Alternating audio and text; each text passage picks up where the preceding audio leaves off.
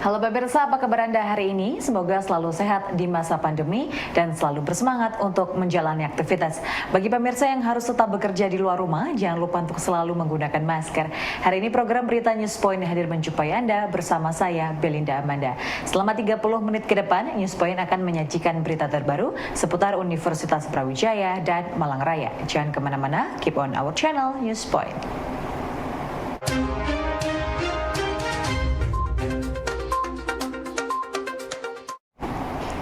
Pemirsa, hadapi ancaman gelombang ketiga COVID-19 pada libur Nataru dan varian baru COVID Omicron, Kepala BPDB Kota Malang, Ali Mulyanto menegaskan sudah menyiapkan skenario mitigasi.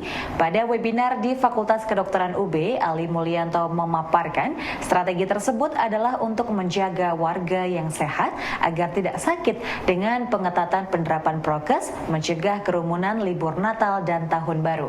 Kedua, dengan segera mengobati warga yang sakit agar segera sembuh dan segera memakamkan warga yang meninggal akibat COVID-19.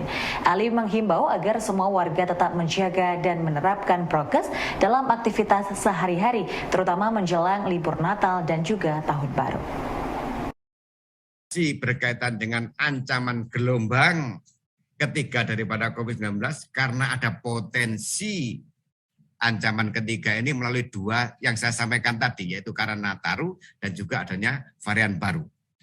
Kalau kita sudah tahu ancamannya, kita sudah tahu potensi akan begini, maka apa strategi yang harus kita lakukan? Harus ada strategi, harus ada cara bagaimana kita supaya pada saat Nataru mobilisasi maupun kerumunan ini tidak terjadi.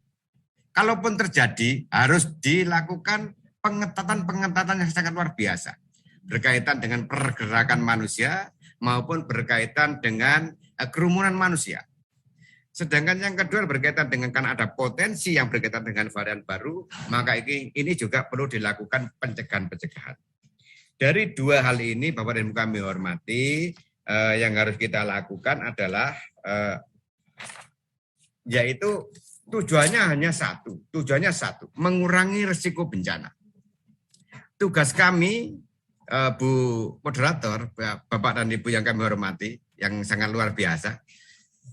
Tugas di kami, kita semua ini adalah di dalam rangka untuk mengurangi ataupun mengetahui bahwa itu adalah bagaimana orang yang sehat ini tidak menjadi sakit. Jadi orang yang sehat tidak menjadi sakit, dan bagaimana orang yang sakit ini bisa menjadi sembuh, dan bagaimana orang yang, mohon maaf, saudara kita yang meninggal ini segera dilakukan pemusaraan. Bagaimana menjaga yang sehat ini tetap sehat, tidak menjadi sakit, artinya harus prokes itu harus dilaksanakan. Jadi prokes ini harus dilaksanakan, yang kalau semuanya pakar di sini yaitu Pak Dokter, Bu Dokter, semuanya luar biasa. Pemirsa, ancaman gelombang ketiga COVID-19 yang mengancam Indonesia perlu mendapatkan kewaspadaan bersama, terutama di Kota Malang. Wali Kota Malang, Sutiaji, menyebut mitigasi gelombang ketiga COVID-19 ini penting dilakukan agar semua pihak memiliki perhatian dari ancaman ini. Sutiaji menjelaskan kesigapan masyarakat merupakan garda depan dari ancaman gelombang ketiga COVID-19, sedangkan nakes adalah garda terakhir. Untuk itu, webinar dari Fakultas Kedokteran UB ini penting sebagai bentuk kewaspadaan terhadap ancaman COVID-19 yang tidak diketahui kapan datangnya. Webinar ini juga merupakan bentuk edukasi dan informasi kepada masyarakat. Kita musuh yang tidak tahu kapan datangnya, musuh kita itu kadang berada di sekeliling kita, dan kita tidak tahu, karena tidak tahu kita musuh kita, maka senjata apa yang harus kita berikan juga kita tidak tahu. Maka sebetulnya sifatnya mitigasi ini adalah justru dari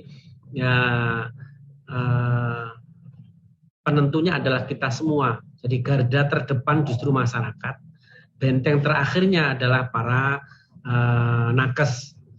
Jadi sepanjang kita mampu mengfilterisasi, kita mau mitigasi dengan cara berkehidupan yang sehat, saya punya keyakinan bahwa kita dijauhkan dari seluruh mara bahaya kesehatan. Untuk itu peran dan fungsi-fungsi kelembagaan yang saya insya Allah itu yang hebat, ya, mitigasi mulai dari tingkat RT, tingkat RW, sampai dipandu oleh kelurahan, nanti sampai kecamatan, seluruh jajaran dan pilar semua gayung bersambut untuk melawan musuh kita yang tidak tahu tadi kapan datangnya dan kapan dia perginya. Insya Allah saya punya keyakinan nanti kita bisa akan kuat. Indonesia termasuk negara yang berhasil mengatasi COVID itu bukan karena vaksin, ya. Bukan karena satu-satunya vaksin. Artinya bukan kalau vaksinnya sudah beres berarti sudah bisa. Itu tidak.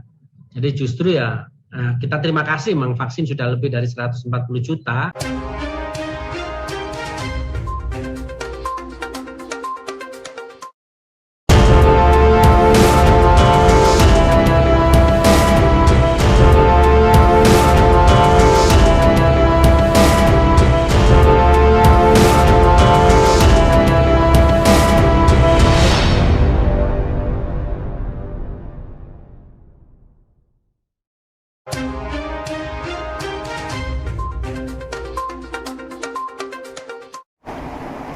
Pemirsa, Eti Fitri Ruliatna, staf pengajar Departemen Mikrobiologi Fakultas Kedokteran UB, memaparkan pada beberapa tempat dengan resiko tinggi penularan COVID-19.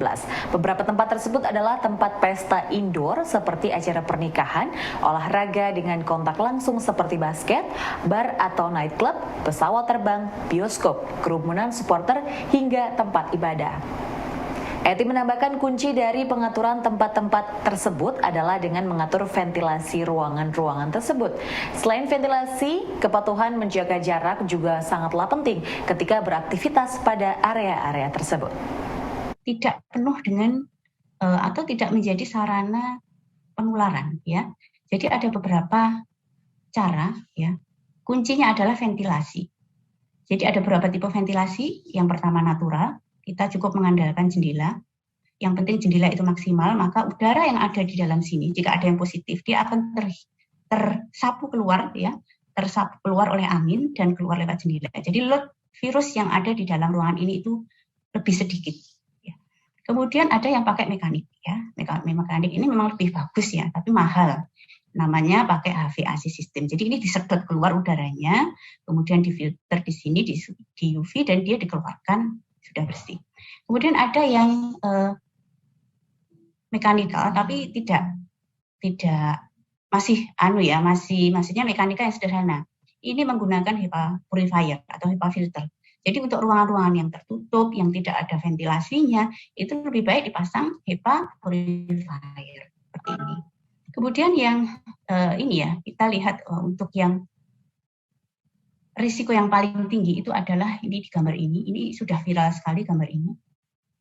Ini di indoor party. Jadi kalau ada pesta-pesta di ruangan tertutup, ya misalnya manten, gedung tertutup, undangannya banyak, maka itu risikonya tinggi sekali. Kemudian di bar atau nightclub, ini biasanya juga nggak ada jendela, ya. Ini ruangan tertutup AC, ini juga tinggi. Kemudian ini olahraga yang dia dengan kontak. Jadi seperti apa ya pakai kontak itu basket bola voli itu kan kontak ya. Jadi kalau ada satu yang positif dia pegang basketnya, kemudian basketnya dilempar-lempar ke semua orang, nah itu bisa menjadi sarana. Kemudian di pesawat terbang, nah pesawat terbang ini karena ruangannya juga sempit ya, tertutup juga, nah ini juga risiko tinggi. Kemudian di public transportation, apalagi yang crowded ya, bis, di kereta, ini juga risiko tinggi. Kemudian teater, di bioskop, kemudian ini penonton olahraga, biasanya penonton olahraga itu supporternya itu kalau crowded luar biasa, kemudian ini tempat ibadah. Nah, tempat ibadah ini akan berisiko tinggi jika tadi tidak kita mainkan ventilasinya ya. Fakultas Ekonomi dan Bisnis Universitas Brawijaya menjalin kerjasama dengan Fakultas Ekonomi dan Bisnis Universitas Islam Malang. Adapun kerjasama yang disepakati adalah kegiatan Merdeka Belajar Kampus Merdeka. Kegiatan yang mengabadikan masyarakat, maksud kami pengabdian masyarakat ini, join publikasi dan juga join research. Pernyataan ini disampaikan oleh Dekan FEB UB Abdul Gofar seusai penandatanganan MOA Selasa 14 Desember 2021 yang bertepatan bertempat di FEB Unisma. Gofar mengatakan kerjasama ini diharapkan dapat berkontribusi memajukan Kota Malang dan juga Jawa Timur. Setelah acara penandatanganan MOA, kegiatan dilanjutkan dengan webinar hybrid dan juga keselarasan kurikulum KKNI, IIS, dan MBKM, serta FGD Manajemen E-Complaint. Sebenarnya kita ini kan UB udah lama punya MOU dengan Unisma, cuman Fakultas Ekonomi baru hari ini kita punya kerjasama. Yang pertama memang untuk MBKM, terutama untuk student exchange, kemudian untuk joint publikasi dan joint research antara dosen Unisma dengan FEB UB, kemudian juga untuk pengabdian masyarakat. Kebetulan kami hari ini juga punya kegiatan bersama dengan Unisma, yaitu untuk manajemen e-complaint sebenarnya. Itu beberapa hal yang kita inisiasi untuk kerjasama. Unisma ini kan salah satu universitas yang cukup terkenal ya di Malang dan cukup survive menurut saya, karena selain UMM ya Unisma, dan kita akan dekat dengan secara lokasi dekat dengan dengan UB itu. Jadi saya memang di FEB itu punya banyak kerjasama tapi jauh-jauh tuh. Nah, kita akan ingin maju bersama, terutama untuk memajukan Malang dan BKM, terutama yang exchange mahasiswa ya, tapi joint publication sama joint research itu dan pengabdian masyarakat untuk dosen sasaran utamanya. Tapi nanti setiap kegiatan pengabdian itu kita melibatkan sekitar 3 tahunan ya, 3-5 tahun kita kerjasama. Dekan Fakultas Ekonomi dan Bisnis Universitas Islam Malang mengatakan kerjasama yang dijalin antara FEB Unisma dengan FEB Universitas Brawijaya dapat meningkatkan kurikulum Merdeka Belajar Kampus Merdeka. Dirinya mengatakan kerjasama ini sekaligus untuk sharing ilmu tentang kurikulum yang ada di UB dan juga Unisma, baik dari sisi kami keunikannya yang dapat membantu peningkatan kurikulum dengan harapan bidang pendidikan, penelitian, baik antar kedua kampus termasuk mahasiswa, dan sivitas akademikanya yang lain dapat terus berkembang secara maju. Terus terang kegiatan-kegiatan yang disepakati ini terkait dengan implementasi MBKM di bidang Tridharma Pendidikan Tinggi, meliputi dari pendidikan, penelitian, dan pengabdian. Nah, salah satunya kalau MBKM itu ya berarti yang bisa dikerjasamakan terkait kita mungkin melakukan bisa kalau di bidang riset, joint research, terus kaitannya dengan pendidikan bisa melalui student exchange antar perguruan tinggi dalam negeri ya. Nah, kami berharap nanti dari mahasiswa kita maupun dari mahasiswa FEB UB terjadi saling mengirimkan untuk mengikuti pendidikan di masing-masing perguruan tinggi. Nah, ini kami harapkan bisa meningkatkan wawasan, bisa memberikan break prestise di masing-masing perguruan tinggi, itu bisa kita serap kaitannya dengan kegiatan ini. Kemudian terkait juga kita ada peningkatan kurikulum MBKM. Nah, ini kan ini sudah langsung kita implementasikan ya. Salah satunya kita nanti ada sharing kaitannya implementasi kurikulum MBKM terutama di prodi bisnis, terutama di akuntansi kayak apa, di manajemen kayak apa, karena kami ini harus mengantisipasi dari berbagai isu terkait dengan keselarasan kurikulum terkait dengan KKNI, dengan kebutuhan dari IS maupun dengan MBKM, termasuk juga kurikulum OB. Nah, di perguruan tinggi ini kebaikannya di FEB UB kayak apa sih? Nah, di kita kayak apa? Nanti mungkin kami akan melihat keunikan yang mungkin bisa menjadi best practice ya. Nah, ini dalam rangka untuk meningkatkan kurikulum kita supaya memang betul-betul menjadi kurikulum yang unggul. Nah, ini harapannya ya memang untuk semuanya untuk peningkatan lah. Peningkatan dari bidang pendidikan, untuk penelitian mungkin bisa joint research antara dosen FEB UB maupun FEB Unisma, termasuk mahasiswa, termasuk pula pengabdian. Nah, saat ini juga sudah implementasi terkait dengan pengabdian, yaitu adanya workshop manajemen e-complaint dan lain sebagainya.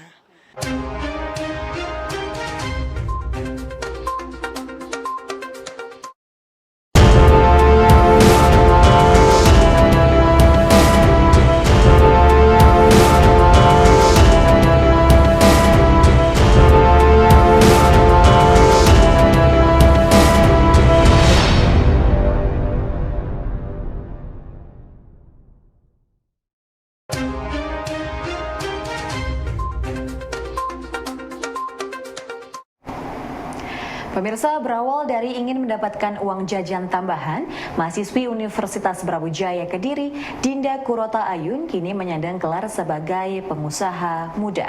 Dinda mengawali usahanya Zimara.id di bidang fashion muslim dari tahun 2016. Produk yang ia jual seperti mukena, traveling, dan hijab, dan tak main-main. Berkat kegigihannya, Dinda berhasil memiliki reseller yang tersebar di seluruh Indonesia, mulai dari Aceh sampai Papua, dengan reseller terbanyak berada di Sulawesi. Seiring berjalannya waktu, Dinda mengembangkan usahanya ke jasa dekorasi event-event kecil, desain undangan, desain souvenir, desain acara seserahan, dan makanan di awal tahun 2020. Dinda pun berharap usahanya bisa terus eksis dan terus berkembang, dan juga dengan adanya usaha ini bisa berdampak baik, bermanfaat, dan tetap bisa membantu orang-orang di sekitarnya. Halo, kenalin, nama aku Dinda Kurota Ayun. Jadi nama usahanya itu adalah Zimara ID. Kapan berdirinya ini dimulai sejak tahun 2016 di Kediri. Alasan buat usaha itu adalah sebenarnya tidak sengaja, karena pada waktu itu kayak yaudah cari uang tambah buat jajan gitu loh. Nah, cuman kan karena Maret itu kan pandemi ya, awal pandemi, jadi dekornya itu cuman beberapa klien aja yang kayak intimate, acara personal kayak gitu, terus lebih ke kayak seserahan kayak gitu-gitu sih yang jalan. Terus karena itu juga puter otak, akhirnya open PO makanan-makanan gitu. Cuman yang untuk makanan ini itu juga nggak sengaja sebenarnya, karena suka masak gitu, terus teman-teman pesen gitu sih. Cuman yang makanan ini orang-orang terdekat aja, nggak dipublish yang kayak dipromosiin gitu, enggak. Bersyukur juga sih karena pada waktu itu juga bisa bantu teman-teman yang mereka juga bisa nambah-nambah uang jajan gitu loh. Terus seiring berjalannya waktu, Zimara inovasi ngeluarin produk premium itu pasmina premium, terus juga ngeluarin mukena traveling yang cuman praktis itu loh, biar praktis kayak gitu. Terus pada tahun 2020 awal itu baru mulai usaha yang dekorasi, itu dekor buat intimate. Terus abis itu juga nggak ngelayanin dekor aja, tapi juga ngelayanin seserahan, terus souvenir, desain undangan kayak gitu sih. Tapi di tahun 2021 ini lagi nyoba sih kayak nyewain tenda, terus pokoknya perlengkapan event lah, event wedding, korporat, personal, apapun itu. Cuman ini join sih, bukan punya sendiri yang ini. Tapi di tahun 2021 ini lagi nyoba sih kayak nyewain tenda, terus pokoknya perlengkapan event lah, event wedding, korporat, personal, apapun itu. Cuman ini join sih, bukan punya sendiri yang ini. Jadi alasannya cuman itu sih pertamanya itu. Tapi seiring berjalannya waktu, dari hijab itu lagi hits gitu loh, terus permintaan meningkat, terus teman-teman juga pada nanya ini di resellerin gak. Akhirnya aku produksi itu, nggak cuman teman sekitar, cuman pada waktu itu juga seluruh Indonesia sih reseller aku, mulai dari Aceh sampai Papua pun ada. Kebanyakan pada waktu itu adalah Sulawesi, gitu sih. Sebanyak 13 lembaga otonom kegiatan mahasiswa di UB Kediri hadir untuk menampung pengembangan minat dan bakat mahasiswa. Cenifan, Presiden EKM UB Kediri, menjelaskan 13 lembaga tersebut terdiri dari bidang seni, olahraga, dan akademik seperti penelitian, jurnalistik, dan lainnya. Masing-masing lembaga tersebut memiliki program kerja sesuai dengan kebutuhan anggotanya dengan monitoring setiap bulan dari EKM.